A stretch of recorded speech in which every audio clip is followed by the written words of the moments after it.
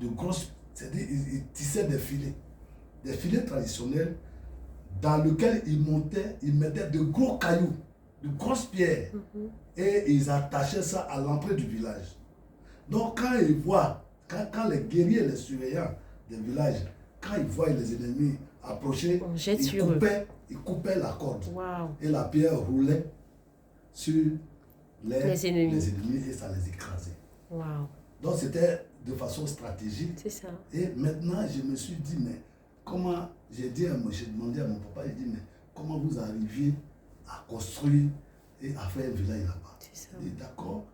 Il prenait des pierres qu'il mettait en cercle. Donc il faisait un cercle avec des pierres.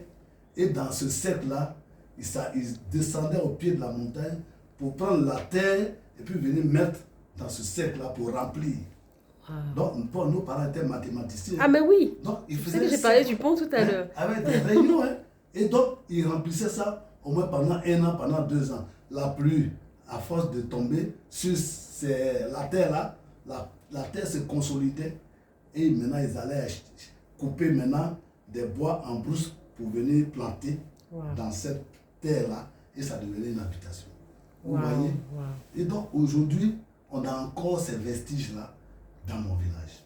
Qui s'appelle comment? Vous pouvez rappeler? Mlonguiné, qui veut dire quoi? Ça veut dire sur la montagne Mlon. Mlon. Voilà. Mais Mlon veut dire quoi? Mlon veut dire montagne.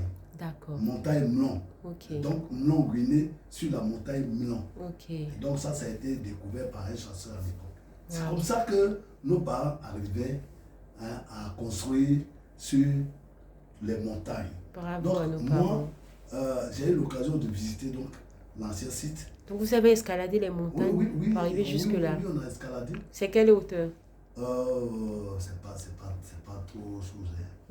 Ça fait pas peur. D'accord. Et donc, d'abord quand je suis allé, l'entrée était vraiment, c'est comme quand tu vois l'entrée du village. C'était comme si on montait dans un avion. Wow. Oui, c'est un peu comme ça. Comme si on montait dans un avion. Et puis, à partir de ce passage-là, on accédait au village. Ok. Voilà. Et donc, c'est cet endroit qui était surveillé par les guerriers. Et c'est sur cet endroit-là que les pieds étaient suspendus. C'est ça. Donc, quand les ennemis arrivent, donc, ils coupent la corde. C'est ça. Et puis ça les écrase. Donc, ce site-là, je veux en faire un site touristique. Bien sûr.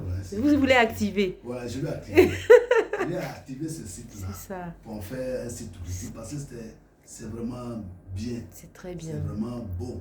On voit, on a un de nos arrière-grands-pères qui s'asseyait sur une pierre et cette pierre existe là-bas. Wow. Ça fait combien d'années? Combien de siècles?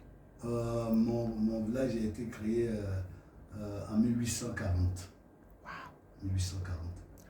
Voilà. Et puis on est descendu du sommet de cette montagne en 1949.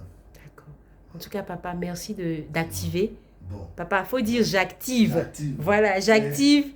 Et je veux faire de ce site-là un site touristique. D'accord. Je vais te mettre en contact. Je vais envoyer cette vidéo-là et taguer un de mes amis qui s'appelle M. Akoison Nandois. C'est un guide touristique. Il a été plusieurs années meilleur guide touristique de la Côte d'Ivoire. Et je vais vous mettre en contact. Merci beaucoup. Il va vous dire comment on peut faire. Voilà, peut-être comment on peut contacter Côte d'Ivoire Tourisme, quelles sont les possibilités. Sinon, à un moment donné, j'avais voulu envoyer le directeur régional de la